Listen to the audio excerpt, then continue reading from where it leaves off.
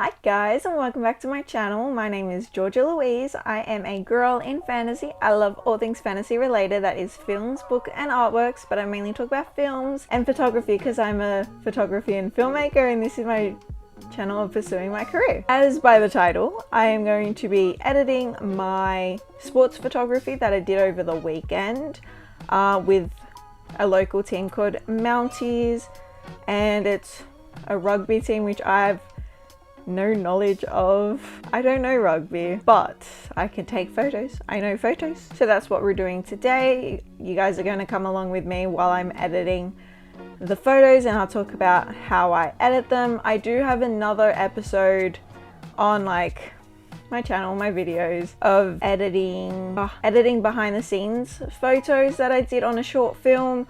But this one's going to be my sports photography stuff. So let's get into it, shall we? All of this is my hard drive.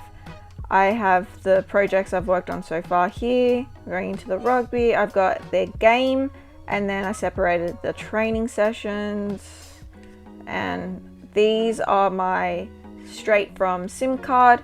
Then I have an extra folder to change it into a PNG file. And then I have the editing folder.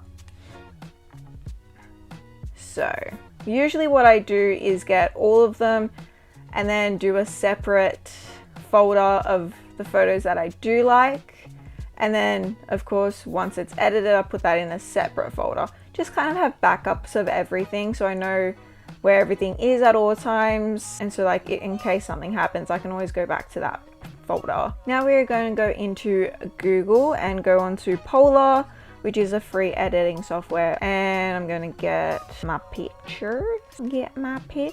And this is why it has to be in a PNG file, is because it won't do it in a RAW or a HEIF one. Don't even know how to. All right, so let's do this. So let's just crop this because that's the main event right in the middle. I'm someone who likes a lot of negative fill, but I think I'm going to crop that just a little bit. So what I mean by negative fill is, see the top here, how it's solid, I guess, like there's not much shadows or there's not much like clouds and different changes in, it's just like a solid one color pretty much. And that's just, I prefer the warmth. That day was pretty cloudy, but later on the sun did come out, so I kind of want them all pretty cohesive. So all of it pretty much looks the same. Warm, bright tones. I don't know why, but it's giving me an aesthetic of vintage, these type of photos. So that's probably what I'm gonna do. So I put the shadow up because I want more depth of field with the players and the background with the trees. I think that's pretty warm. It just gives it a nice highlight to start off with, and then ooh, I think I need to bring the greens down though. Bring the greens down, but the orange up more. Orange and yellow tones higher. I don't think there's any blue, maybe a little bit in the sky, so we're going to bring that down because I don't want blue. And yeah, so even with that, it's a bit of blue showing, so we're going to bring that down. Now this is where I'm like, do I want the green kind of prominent, or do I want it slightly more in the background and the players be more foreground?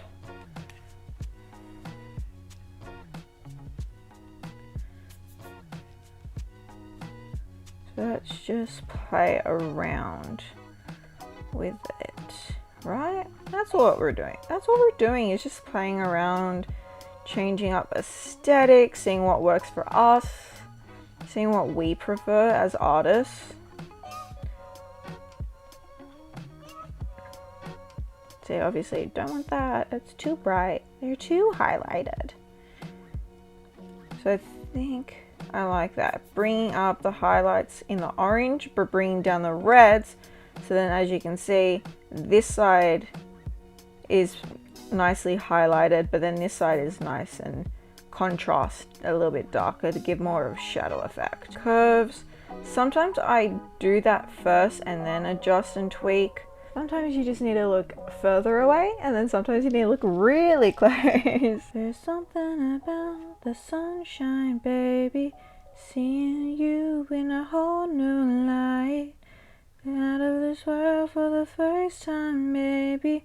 Oh, it's alright. If you know that song, leave it in the comment. Alright, here is my final product of the photo. You can see playing with the curves just a little bit. We've got temperature up, shadows, nice and depth of field. I should also mention that the camera and lens I use my Sony a7S Mark III with a Sigma 24-70mm f4, and so that really does not give me enough to work with being on a field. Yeah, so a lot of mine are cropped. Ready? The original, it's loading. The original, as you can see, is very far because I am super far away, using the 70mm as best as I can on the sidelines, and then to like obviously crop it and give that a standout. If you zoom in, the quality is not great, but for where it is and enlarge it a little bit more, it's pretty good. The sharpness is phenomenal. I love this camera so much. There's a lot of videos online that have some really great reviews that I've watched, and you guys should watch if you're thinking about getting a professional Sony camera. Watch those videos because they describe a lot more things better and they give more in-depth reviews. But I really love this camera so much. There's so much adaptability I can do with it.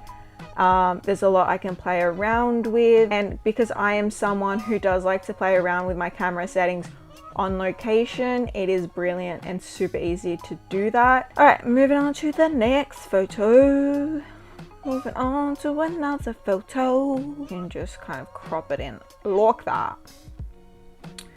Let me see if I can crop it in even more, because everyone loves these action shots.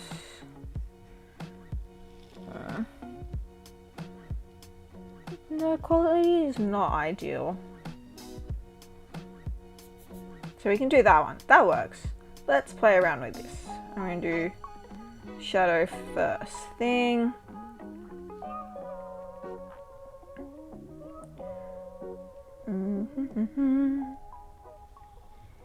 Playing with the curves, because that's so fun. It's fun playing with the curves. I do like it a lot. And let's bring the temp up to make it cohesive. Do I do a little bit? Do I do a lot? See what I mean? When I do it a lot, it just gives it such a vintage feel already.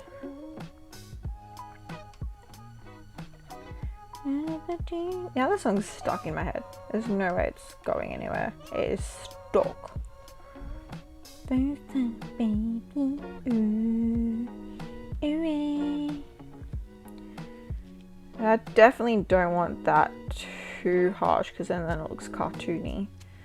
But if I give just a little bit less illuminance, then you can see it gives a nice contrast with the yellows there. You know what? I kind of like that already. But that green is not sure if that green has to do with this green or with this green. So I think I want to do that. This is literally what this is it. This is exactly what I was seeing on my small little screen while taking these photos.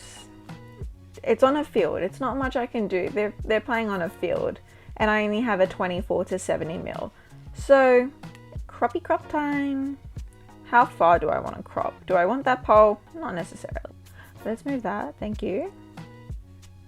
Now, do I want more of the sky or do I want more of the grass? More of the sky. I prefer. Oh, and as you can see, see right here, it is getting him on like the axle, which is great. If you know rule of thirds, that's exactly what you want to do. Rule of thirds is basically having your grid and then using these axles to position your target, I would say. Yeah, that's a good way. Your target of what you want the audience, the viewer, to see first, and then like depending on how you want to set up. So I always have grid on my camera. Even right now as I'm doing this, I still have my grid on with how I want the aesthetic to look.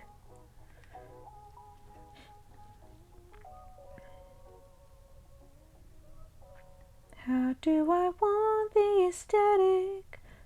Why am I singing? I have a terrible voice and I know it. So I'm going to be editing all this out.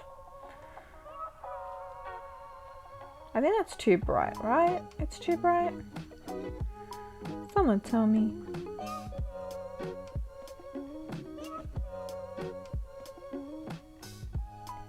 And then the illuminance. Illuminati.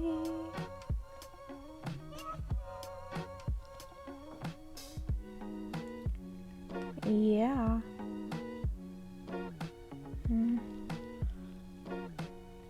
Okay. I believe I'm happy with that one. We can export, download. That's all I'm going to show you guys for now.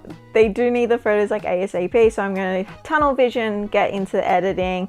And if you guys like this photo, subscribe, follow me on the Instagram, and chat later. Bye.